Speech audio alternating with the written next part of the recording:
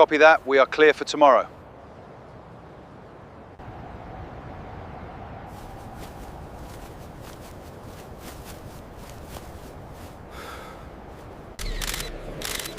The future of football is transparency.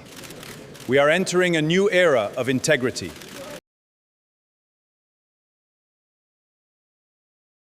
The FIFA World Cup is supposed to be the greatest show on earth. A celebration of unity, passion, and the beautiful game. Where billions of people around the world stop everything to watch the best footballers compete for the most prestigious trophy in sport. But in 2026, as the tournament finally arrived in North America across the United States, Canada, and Mexico, something felt terribly wrong. Because the stadiums, which should have been electric and packed to the brim with roaring fans, had something nobody ever expected to see at a World Cup. Empty seats. Rows and rows of them. Visible on live television for the entire world to see. And behind those empty seats was a story of greed, arrogance, and a football governing body that had completely lost touch with the very fans who make this game possible. When FIFA awarded the 2026 World Cup to the joint bid of the United States, Canada, and Mexico, it was sold to the public as the most ambitious and spectacular World Cup in history. Expanded for the first time ever from 32 teams to 48 teams. Meaning 104 matches across 16 host cities. And FIFA President Gianni Infantino could barely contain his excitement, telling the world that demand for tickets had been unprecedented, promising a tournament that would break every record ever set, painting a picture of a football festival so big and so beautiful that nothing could possibly go wrong. But underneath all that glittering marketing and those bold promises, FIFA had made a decision that would come back to haunt them in the most public and embarrassing way imaginable. A decision about ticket prices that would spark one of the biggest controversies in World Cup history. FIFA decided to use what they called a dynamic pricing model. A system where ticket prices rise and fall based on demand. Which in theory sounds perfectly reasonable. Because airlines use it. Hotels use it. Concert venues use it. But when the actual ticket prices for the 2026 World Cup were revealed to the public, the football world was absolutely stunned. Because to follow your national team from the very first group stage match all the way to the final, a fan would need to spend a minimum of $6,900 for the cheapest available seats. Let that number sink in for a moment. $6,900. Just for the cheapest option. And the most expensive tickets for high-demand matches ranged between $400 and $5,000 per seat for a single game. And for the grand final at MetLife Stadium in New Jersey, seats were available for up to $8,680. Not a pair of tickets. A single seat. For a single match. To put that into perspective, at the 2022 World Cup in Qatar, which was already criticized for being expensive and exclusive, group stage tickets had a flat rate of around £68, roughly $85. Meaning the cheapest way to attend a 2026 group stage match was many times more expensive than that previous tournament. And for football fans from developing nations, from Africa, from Asia, from South America, the countries whose passionate supporters have always given the World Cup its incredible atmosphere and its soul, these prices were simply impossible. And even for many fans in the host nation itself, the prices were completely out of reach. Fan groups were furious. Football Supporters Europe, one of the most respected fan organizations in the world, together with consumer group Euroconsumers, filed a formal complaint with the European Commission, accusing FIFA of abusing its monopoly position.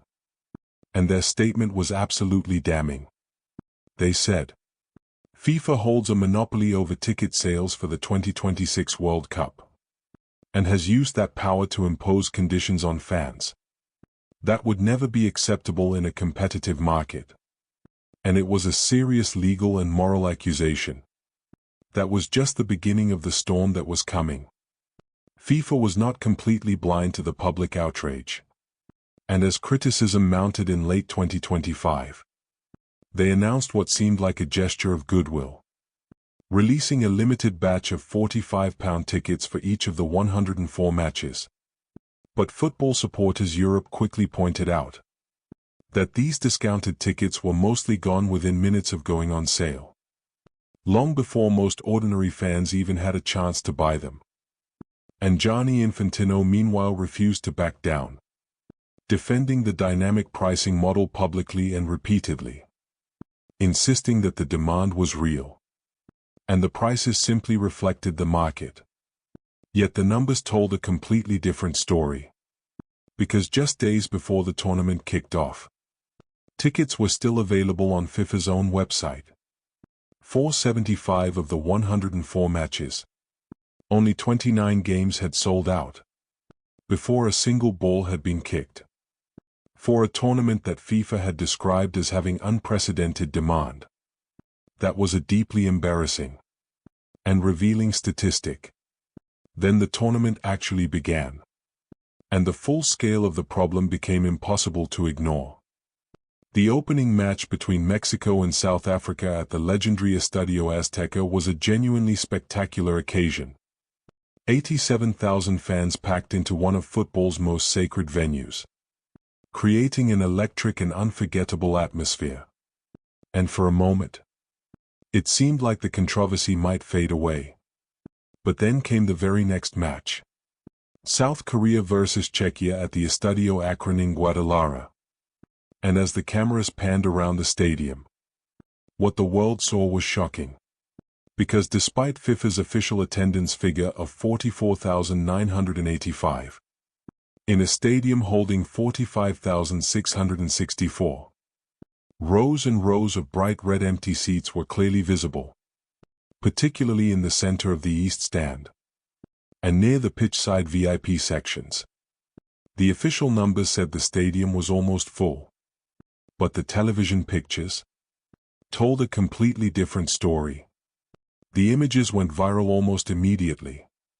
Social media was flooded with photographs of empty seats at a World Cup match. Football fans around the world were incredulous. Journalists and pundits began asking serious questions. And then FIFA did something that made everything dramatically worse. They released a statement that essentially blamed the fans themselves, claiming that supporters were on the concourses getting food and drinks, rather than sitting in their seats. And that response was met with near-universal ridicule.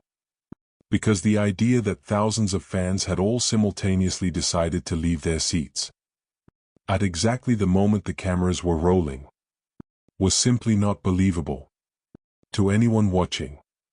The problem then spread to Canada, where during Canada's historic first-ever home World Cup match against Bosnia and Herzegovina at BMO Field in Toronto, over 1,000 seats out of 44,315 were left unsold, with remaining tickets priced between $1,645 and $2,240 each. Canada's fans turned up in impressive numbers. They wore red. They created a beautiful atmosphere. But patches of empty seats were still visible on the television broadcast. And for a host nation playing its first ever home World Cup match, that was a painful and embarrassing sight. And in the United States, the Switzerland versus Qatar match at the 70,000 capacity Levi's Stadium in San Francisco told the exact same story. Pockets of empty seats clearly visible throughout the stadium. Tickets still on sale in the hours before kickoff. FIFA's own website displaying a limited availability message. A label that critics called deeply misleading, given the obvious reality on the ground. By this point, the controversy had moved beyond social media outrage and had become a matter for the law. The Attorneys General of New York and New Jersey, two of the most powerful legal offices in the United States, announced a formal investigation into FIFA's ticketing practices. demanding FIFA answer serious questions about allegations of artificially inflating prices and misleading fans over the sale of match tickets. And FIFA was officially subpoenaed. A legal demand to provide information to American authorities, and for a global sporting organization that had long operated with enormous power and very little accountability, being hauled in front of American law enforcement was a truly significant and historic moment. But this controversy is about so much more than just football, because football is the most popular sport on the planet, precisely because of its accessibility. You do not need expensive equipment to play football. You do not need a fancy stadium. You just need a ball, and some space, and some passion. And the World Cup at its best reflects that spirit. It belongs to everyone. To the Nigerian family who saved up for years. To the Mexican supporter who lives 20 minutes from the stadium. To the young child watching their heroes for the very first time. But what FIFA has done with the 2026 ticket pricing model is take that spirit and replace it with a pure commercial calculation.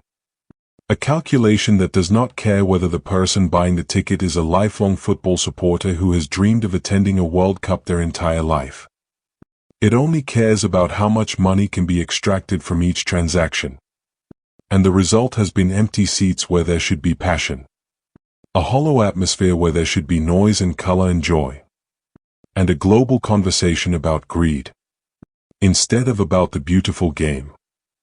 The images of empty red seats at the 2026 FIFA World Cup, broadcast live to hundreds of millions of people around the world, will be one of the lasting images of this tournament. Not the goals, not the celebrations, not the drama of a penalty shootout, but rows of empty seats. At a tournament that FIFA told the world was an unprecedented demand. And the question now is whether FIFA will actually listen. Whether Gianni Infantino and the people around him will look at those empty seats, and the legal investigations, and the fan complaints, and genuinely ask themselves whether they got this terribly wrong. Because football fans are patient, and they are loyal. But there is a limit to that patience. And in 2026, that limit has finally been reached.